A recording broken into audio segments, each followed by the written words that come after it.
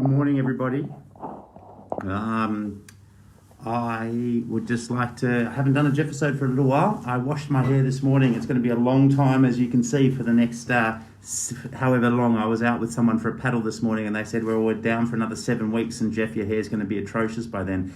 So it could very well be in a little ponytail by the end of this lockdown.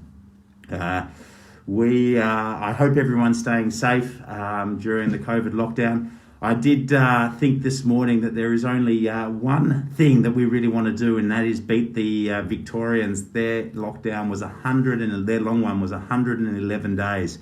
So let's hope that we can get through and not be still in lockdown after 111 days.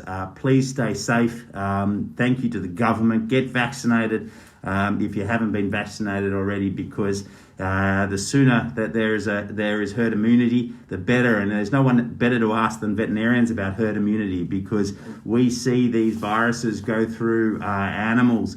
And there's studies. You know, most of dog owners out there have heard of the term parvovirus, but there's been populations and reports of 90% of dogs being lost in certain areas from diseases like parvovirus. And if the general population gets up, the virus can't get a hold. So hoping that we can all get out there, get vaccinated, increase the numbers. So what I actually really wanted to talk to you today about, one more thing on the COVID strategy. We're open, we are essential. The only thing that we're not doing currently is dog daycare. And I would like to just remind everyone that we're open, and if you are needing us, then please let us know, and we'll make ways. We can do consults on video. We will do curbside consulting. We'll make it work for you. So we're here for you if you need anything. And a special shout out to the 4 members of my team that are in the local government areas that have been locked down. They're currently staying at home. JJ, head nurse, Meg, one of our receptionists, Kay, one of our groomers, and Sam, one of our junior nurses. Shout out to them. Thank you for understanding our opinions and staying at home. I think that's helped us and helps the team, and everyone just needs to stay safe. Now, what I wanted to actually talk to you today about is the minefield of getting a new pet. Now, most of you will know that my family lost our big dog Snap a little while ago, and it is time to look for a replacement. And I've always known the minefields out there, but my wife has recently worked out how tricky it is to navigate the breeding environment. There are a lot of people out there who are breeding dogs that probably shouldn't be bred, with health problems and dogs are for life, right? We end up with dogs that last a lifetime, 15 years. That's what we hope for. And yet we're buying these dogs because we suddenly get emotionally drawn to them. We're paying a lot of money for them, and they're not the best specimens. So I just want to walk you through a website that I've discovered and the services that we offer here at Vet HQ. Now, I don't know, I think I can switch the screen over, so I'm going to see if it's backwards, but no, it looks pretty good to me. This is a website that we came across, and it's actually been developed by a veterinarian, and it's a fantastic website. And it does have its issues, and the issues really come from the fact that it relies on breeders to put the correct information in.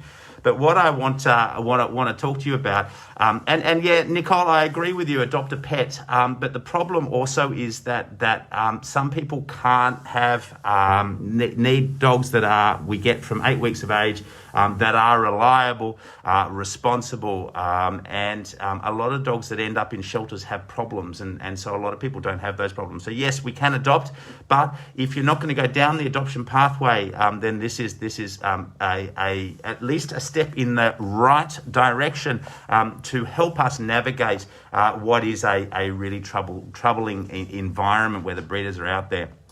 Now, what breeders can do, now obviously the aim of this website was to actually get breeders get the responsible breeders on there now. And these people were the organisers, the originators of the website were going to go out and check out every facility, and that's not obviously possible. And so they're relying on the breeding input, and that's where some lies can happen. But what I wanted to draw your attention to down here is that it's been vet approved, but the breeding practices are there, and you'll see a lot. But this is the most important part of this website. Now, for every breed, there are a certain number of core tests, right? And to be on this website, you don't actually have to do any of the core tests. But if you have done all the core tests, then it's a really good step in the right direction. And if we have a look, this is for a particular Groodle puppy. And obviously I'm a bit Groodle centric, but this is a Groodle puppy. And if we look here, they've done 4 out of the 4 recommended tests by veterinarians for Groodle puppies. Elbows, hips, this is not a touch screen, elbows, hips, patella, and all staff. I have Diana, Neo's mum, returning your sorry call. about that. A retinal atrophy, which is a genetic test to check for blindness in puppies. Now, a lot of people, you see, there is a company out there called Orivet that are doing genetic tests, and these are these things here: degenerative myelopathy, ichthyosis, MPS, all of these things. Now, this is a genetic test. Now, a lot of them are saying, cool, we do 7 genetic tests. Now, it's really important that you understand that a genetic test, it's run through a laboratory, but it doesn't take a precedence over these things. The core tests are the important things. The genetic tests are just an add-on.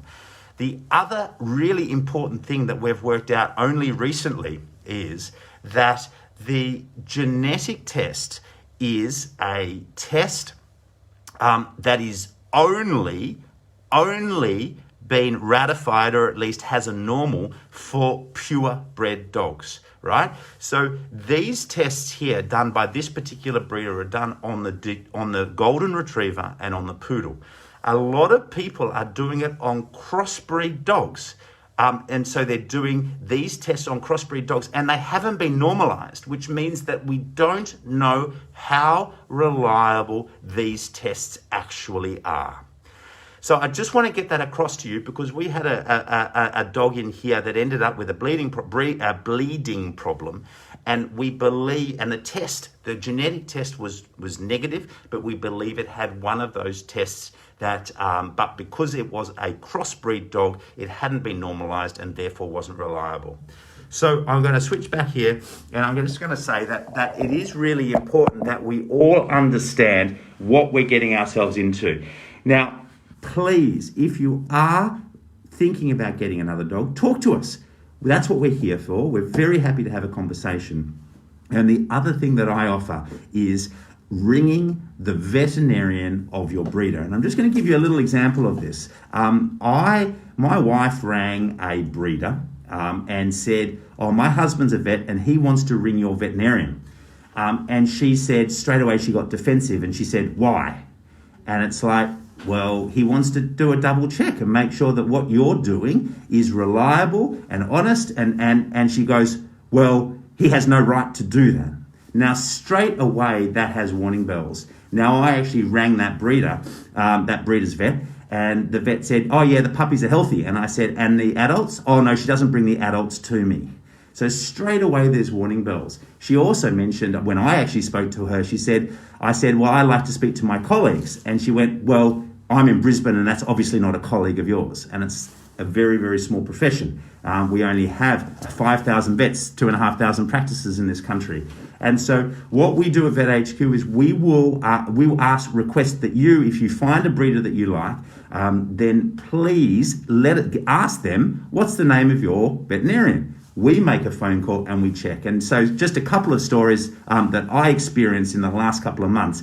The first one is that woman who was very defensive. The second one, where I spoke to a lovely practice, a lovely breeder, but the veterinarian said, well, it's a puppy farm. And I said, what do you mean by that? Well, they churn out puppies all the time. I don't want a dog that comes from a puppy farm. I'd prefer to have a dog that's been cuddled by kids and in the back garden and in the house. And so we all make our decisions. Final thing is that no animals should be sold through pet shops because it's an emotional buy, and so hopefully that will. It's happened in the US, where at least in California, where no animals are sold through pet shops except strays, and where you can adopt a dog. So that's a really important step that we need to take in this country, which would be very, very helpful. And yes, coming back to it, we euthanize in Australia 275,000 dogs per annum, right? A lot of those dogs can find very successful and happy homes. The problem is that the adoption program is very difficult and lots of hurdles. And so if you are going to go down that process, then please talk to us. And you obviously need to go and check out the dog first and work out why the dog has been put up for adoption. Because again, dogs are for life, not just for a birthday or a celebration or for Christmas. And it's really, really important that we respect that, and that we make sure that the fit for what we need in our life is checked off, and that's why every situation calls for a different strategy, and that's why yes, adoption is great, and yes, animals like greyhounds should be adopted because they're the perfect pet, but there are also a whole lot of other factors, and it's really important that we make that decision. I hope this has helped. We are going to turn this into a little bit of an article that will be on our website. And if there are any questions, please let me know. I'm also happy to do any Geoffisodes on any topic. So shoot off some topics for me that I can talk about. I hope everyone stays well. I hope everyone stays safe. Happy Thursday, and we'll see you all soon. Bye now.